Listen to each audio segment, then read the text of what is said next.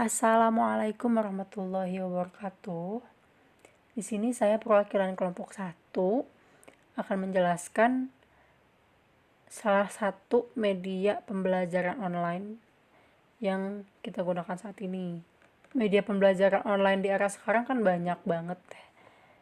Mulai dari psikologi, terus ada Zoom, ada Google Meet, ada Google Classroom, banyak lah pokoknya. Nah, di sini akan dijelaskan salah satunya yaitu psikologi yang tadi disinggung sedikit. Nah, kelompoknya ada Ahmad Ridho, ada Anida Rodia, ada juga Arif Fajihan. Oke, kita bahas yang pertama ada sejarah perkembangan psikologi. Ini kita bahas sedikit aja. Jadi, platform psikologi ini dirancang oleh Jeremy Friedman, Ryan Huang, dan Tim Trinidad, mahasiswa di Washington University di St. Louis, MO. Awalnya psikologi ini dirancang untuk berbagai catatan, kayak notes. Nah, psikologi ini dirilis secara komersial pada bulan Agustus 2009.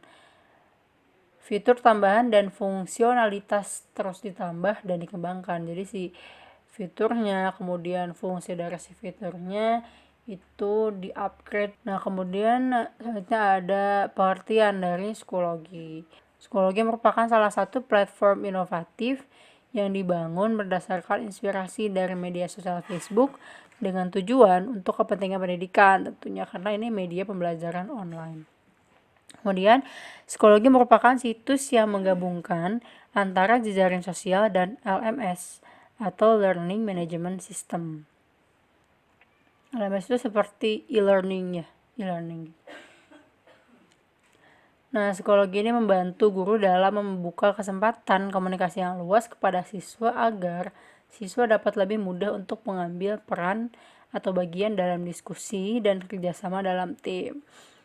Selain itu, psikologi juga didukung oleh berbagai bentuk media seperti video, audio, dan gambar yang dapat menarik minat siswa. Jadi, di psikologi ini siswa pun dapat mengambil alih untuk diskusi.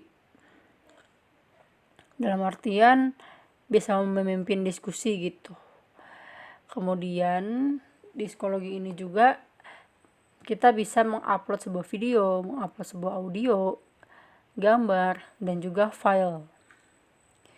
Karena ketika tugas kan berbentuknya file gitu biasanya. Nah, kemudian ada fitur-fitur dari psikologi itu ada 3. Yang pertama ada courses atau kursus, yaitu fasilitas untuk membuat kelas mata pelajaran. Contohnya misalkan ada matematika, fisika, komputer selektif matematika, kemudian mau fikih misalkan, boleh, bisa. Nah, fasilitas courses ini juga ada di Moodle. Moodle itu semacam website online atau e-learning semodelan psikologi juga.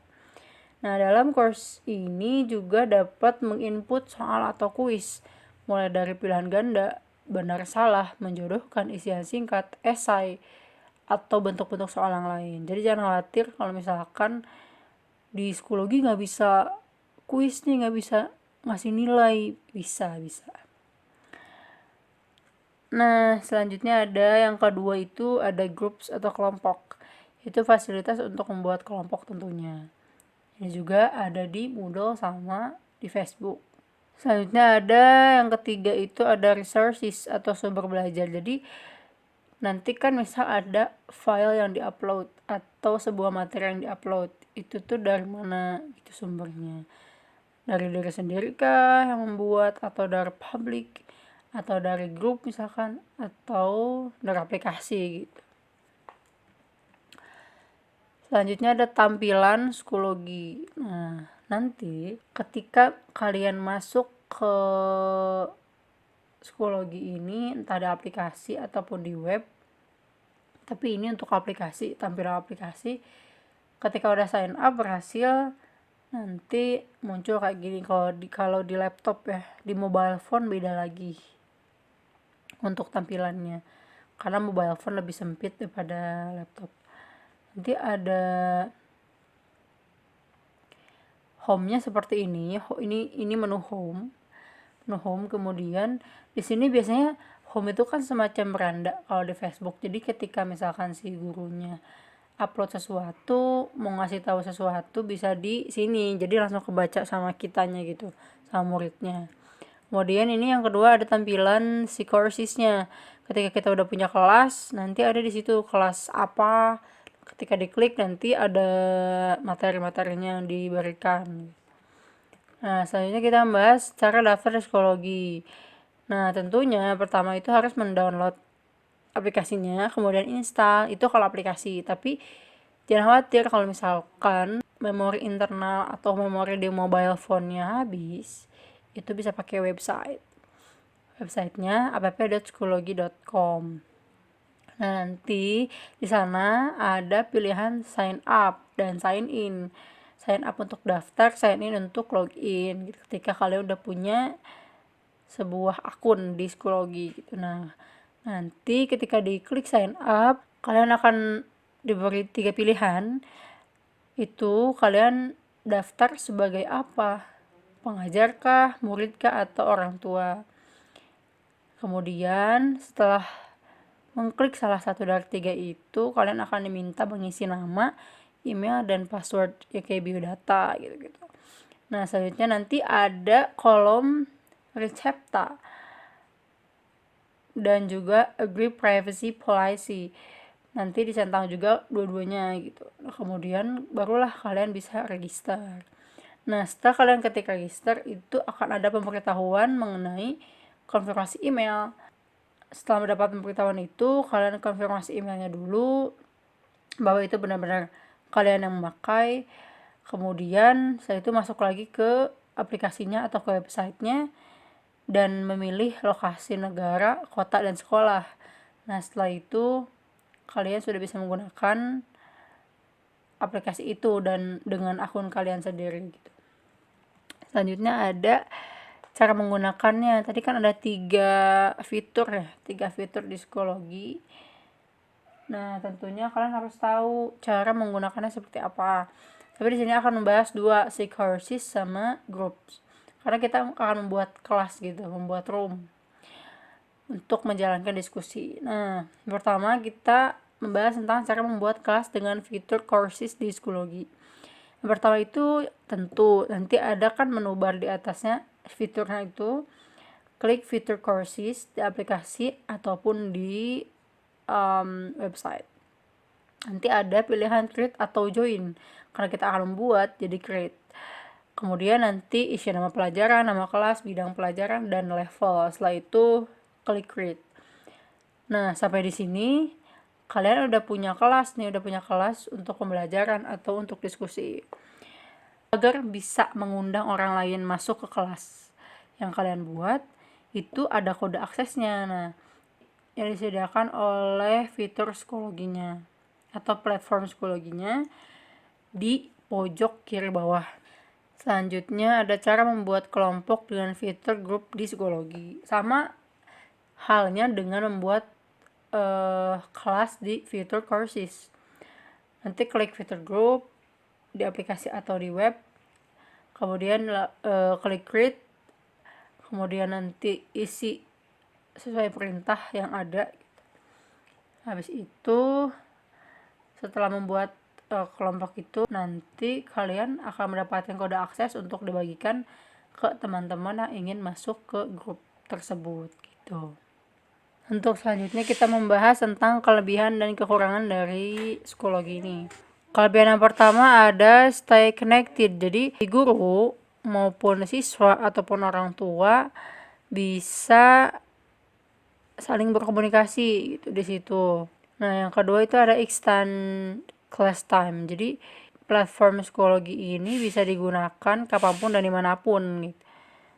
Tidak memandang waktu dan tidak memandang tempat. Yang ketiga ada manage on the go. Ini itu lebih ke guru mudah dalam mengabsen siswa ataupun memberikan tugas kepada siswa, memeriksa tugasnya. Kemudian yang keempat ada leverage iOS and Android devices. Jadi platform psikologi ini bisa diakses di iOS dan juga Android tentunya. Dan mobile phone juga laptop. Jadi nggak perlu khawatir masalah itu. iOS atau Android, punya Android nggak punya iOS, punya iOS nggak punya Android, nggak usah khawatir, dua-duanya bisa dipakai.